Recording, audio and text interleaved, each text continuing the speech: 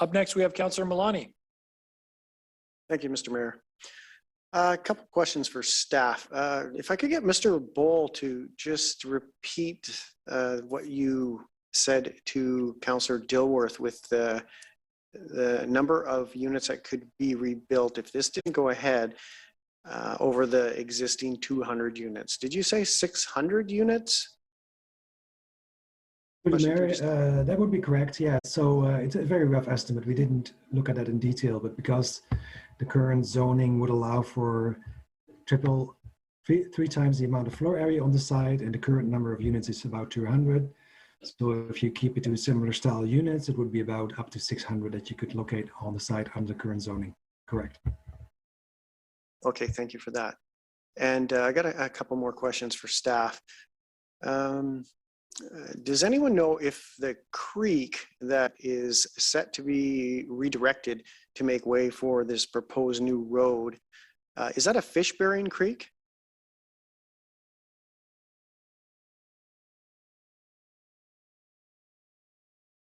Who wants to take that one? Is that a Mr. Bull question, or is there somebody from environment maybe? Julie, hello. It is actually tributaries of a fish-bearing creek up at that height. It would be considered fish habitat in terms of providing food and nutrient, but not fish-bearing. Okay, so and has had environmental assessments done of it. There's been a work on the aquatic assessment of it, and and as Mr. Moy mentioned, there's probably additional work to be done in terms of alignment discussions in the future. Right. Okay. And staff is currently okay with redirecting that creek? It will require planning, but yes, we determined it would have to go through a permitting process, but it would be feasible. It needs a lot of additional work done, but they have done some additional work on habitats, replacement per square meter, that type of thing. It would have a process to go through.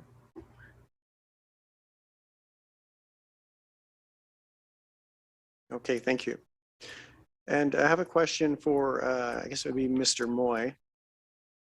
If the new road alignment was not used, would the existing road alignment be feasible if there was a new intersection installed at Barnett and Clark? Through the chair, no, the existing road alignment, Councillor Milani, do you mean along the existing Clark Street and then the existing Highview Place? Yes. Okay. Yeah, that current that section of Clark Street does not meet our standards or really any current road standards. We certainly wouldn't build a road like that today. It's actually one of the roads where in extreme weather we sometimes need to close it for safety. So we wouldn't be able to rely on it for emergency access, and I don't think that it would be suitable for things like trucks and transit vehicles, such as buses, and it's also like it's not a great cycling or walking route as well. If you've ever tried to cycle up there, for anyone that's done that. What is that, around a 20% plus grade? It's approaching 20%. I remember 18. I've seen some numbers up to 20, and it's a steep road. Okay, great. Thank you for that. Another question for staff.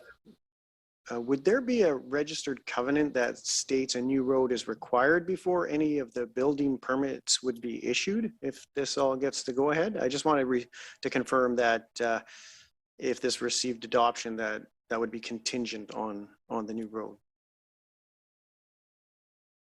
Mr. Bull. Yeah, through the mayor, definitely that it would be part of a development agreement, so it would cover all the arrangements for the project, and particularly the road would be something that would be required prior to phases 4 and 5 being completed.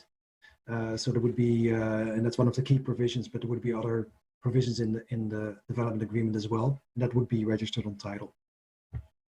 And could we also have written into that the roadway would have to be finished before residence or before occupancy permit was granted for the sections 4 and onward? Mr. Bull. Yeah, through the mayor, that's indeed the case. So that's the arrangement we have tentatively agreed on at the staff level with the developer, and that's also, I think, supported by the information we have on traffic. So I understand that's been agreed upon, but that would be actually written in to the agreement? Oh, yes, yes, Okay. that's correct. Great, thank you for that.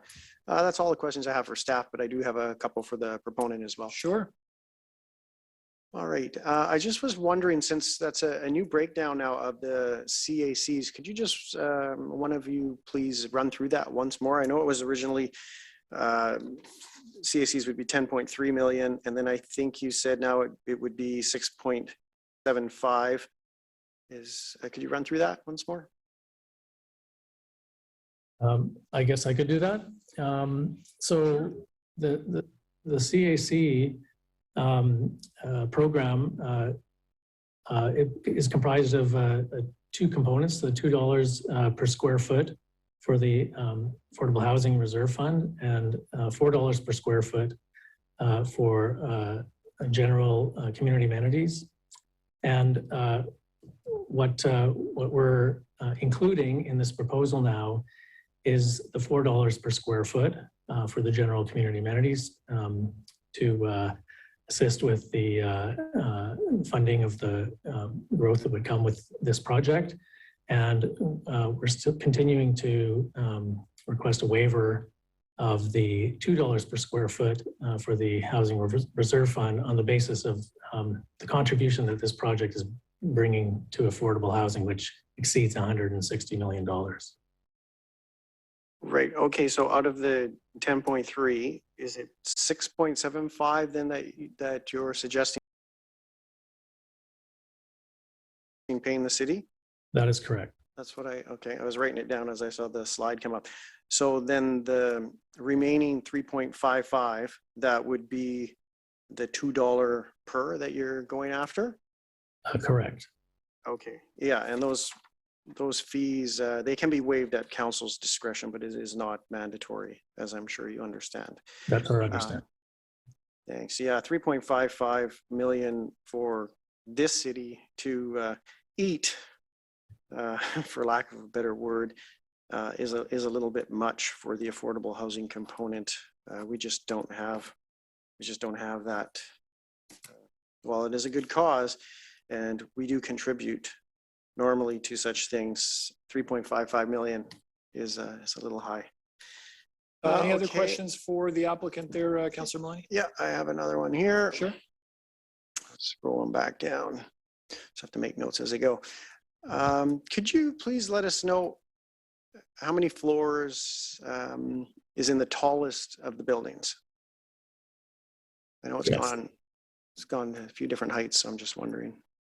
Sure. So the tallest buildings are the ones that are terraced.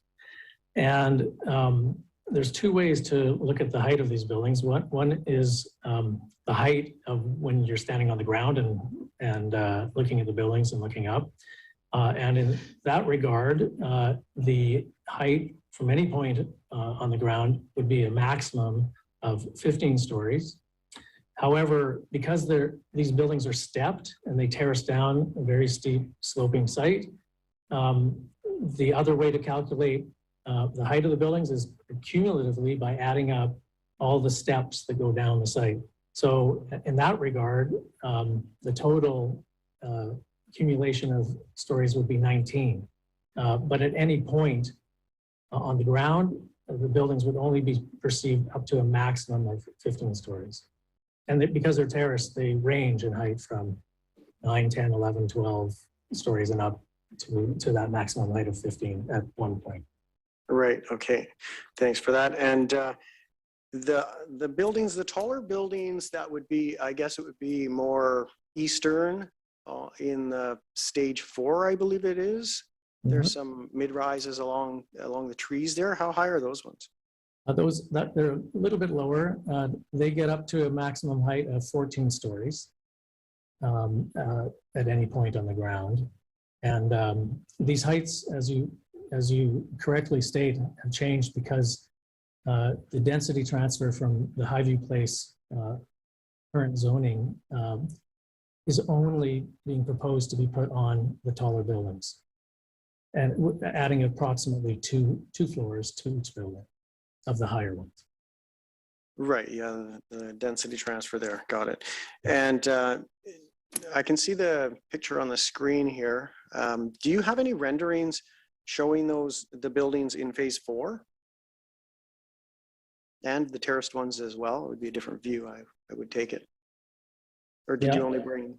I don't have them in this presentation. So all we have is the like 6-story ones? Correct. Okay, if you manage to dig any up, please feel free to chime in as we're going through questions and whatnot with the other counselors. Okay. That's all I have for now, but I would look forward to seeing those renderings. Thanks.